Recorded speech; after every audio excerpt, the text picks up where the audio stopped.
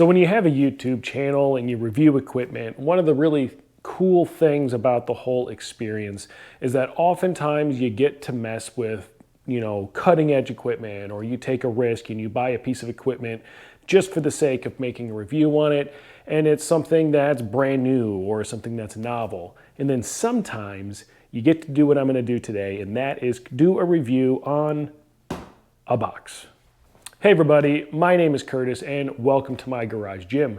Today I'm going to be doing a very fast review on the RitFit 3-in-1 Extra Firm jump box. One of the most basic pieces of equipment that you can have in your garage gym is actually a jump box. A lot of times people buy the wooden ones that are flat pack and you put them together, or they just buy one that's already put together. There's also steel versions. There's all sorts of different versions out there, but all of them have one of the exact same issues, and that's if you jump up and you miss the edge of the box, you can just destroy your shin. And having personally done it before, I can tell you that it is absolutely miserable, and you don't need that in your life. Now, in years past, a bunch of companies have started doing these soft PLYO boxes. Titan Fitness has one. I know that obviously RitFit has one. AbMat has a super cool version that I'll kind of touch on later. But most of them are all pretty much the same design. It's a very heavy-duty vinyl covering on a type of foam on the inside. Today I'm going to show you the RitFit one. I'm going to break it all down for you guys, and you get to make the decision on whether you think it's the right decision for your garage gym. All right, so this is super exciting stuff. This is a jump box. It has a 30-inch side, 24-inch side, and a 20-inch side. Now, I have measured all the different sizes, and they are all exactly accurate. And by exactly accurate, I mean about as accurate as you can be for a box that is made out of foam. Obviously, as this thing gets worn down, especially on the edges, it's gonna start to be a little bit less than that, but we're really splitting hairs at this point, and who really cares? What I want to tell you guys about is how well it's constructed, because that's the main thing that's important to me. So what this is a heavy-duty vinyl covering. It has a zipper closure, and if we completely unzip it, what we end up with is a giant block of Rebond foam. If we look at the actual cover itself, it is fairly heavy-duty. I would say it's probably about the same as the Titan drop pads, the silencer pads that I've reviewed. I think that honestly, they're probably heavy duty enough for what they are. The only real critique I have on the actual cover construction is that it is only single stitched here at the seam. Now, for most people, this probably won't be that big of a deal. And realistically, you're not throwing, slamming, or anything like that on this piece of equipment, and you're usually jumping up onto it. Now, this is the fun part because I make no guarantees that this goes back in.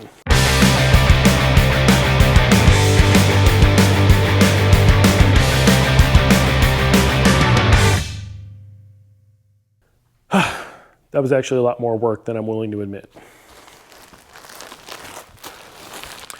So inside we have literally one giant chunk of Rebond foam. And it is a giant chunk of Rebond foam that is also placed into a bag. I imagine it's probably placed into a bag for some reason, probably to keep moisture out. If that is the case though, mission failed. But that doesn't mean that it's not a good jump box. So now that I've taken it apart and shown you the guts of it, I'm going to try to cram it back into the cover. But before I do, on the inside, basically what we can see here is that all of it is just single stitched. And again, this is kind of the biggest limiting factor when it comes to the durability of this piece, is that whenever I see single stitching like this, all that it takes is one of those stitches to kind of go out, and you're kind of screwed. All right, I got it back in the cover. Believe it or not, this wasn't as bad as I thought it would be, but would not recommend that you take this thing out of its cover if you buy it. I've basically told you guys about the cover. Again, it's a pretty decent thickness, single stitched, kind of a big deal for me. Obviously I have this and I'm not ashamed of having it, but I would anticipate that I eventually do wear through that single stitching. A second thing, now because this is rebonded foam, it is really good at not compressing very far while still being nice and soft. The bad part, it's a little bit heavy and clunky to move around the gym. I actually think this might be heavier than like a standard wooden box.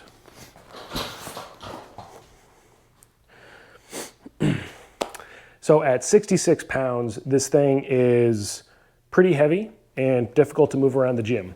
Now there are other soft-sided brands that do not use rebound foam. They use a lighter foam, and it does make them easier to use.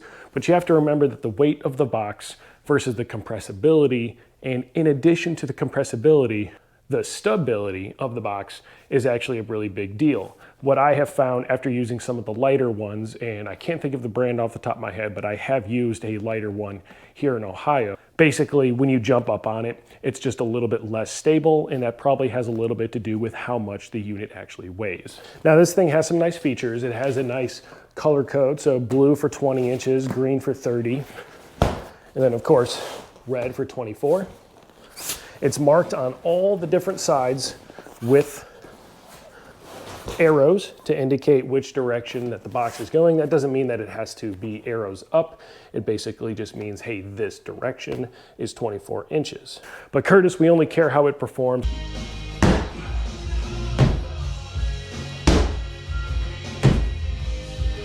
So let me tell you how it performs. Honestly, it performs really, really well. It doesn't compress very far either. So I've been using this a lot for just box jumps, which is traditionally what it's for. You could use it for step-ups if you wanted to. And when you're using it for step-ups, the amount of actual compressibility is pretty low. So even with about 120 pounds of kettlebell, we can still see that it compresses a little bit. I weigh 200 pounds, so 300 some pounds total. So all in all, as far as a box is concerned, it actually does really well. Additionally, it has that 30-inch side up top. So when you want to sit here and send texty-texts in between sets, you have a nice platform to do it from. All right, let's get down to price. This thing cost about $149 on sale. It's always been on sale every single time I go to the website. Additionally, using code KURTLOCKER at checkout will save you an additional 15%. And then of course, shipping is always cheap when it's free.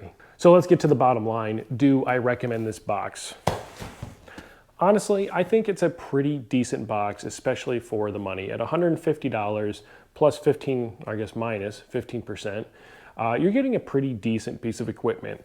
Now, I do have some longevity concerns, especially with that single stitch seam that's going all the way around this thing. There's no double stitching anywhere. However, nothing has come up in the past month that I've been using it, and I have been using it very frequently. Overall, I really like it. I enjoy using it. I think it's a really good thing, especially for athletes that have some anxiety about doing box jumps. This is a really good thing to use because even if you miss, all you do is you got to catch yourself and you don't have to worry about the edge of it tearing up your shin. Some other things that you may want to look into instead are the AbMat Roo box, which you can get for $350. Another discount that I have is if you use code KURTLOCKER, you can get yourself a little bit of a discount over at AbMat. I think the Roo box is probably one of the nicest box squats on the market right now. It has nice soft sides, but it also has a wood structure, so it's nice and stable. However, if that's outside your budget, perhaps a different brand would be better. That other option might be Rep Fitness, and at $199, you can get their 3-in-1 soft-sided plyo box, and that is for the one that is this size. Again, this is the large box. But that's it for this box. So at $150, this could be something that's in your gym, and honestly, I think that for most gyms, it'll probably work just fine. Now, if you're at a commercial facility, or maybe you do box jumps on a very, very regular basis, you may want to look into the Roo box, or you may want to look into the Rep Fitness for just that next level up. But that's been it for this review. I appreciate you guys watching, and remember that when it comes to your garage gym, you should always keep it better, awesome, and of course, badass. I'll see you next time.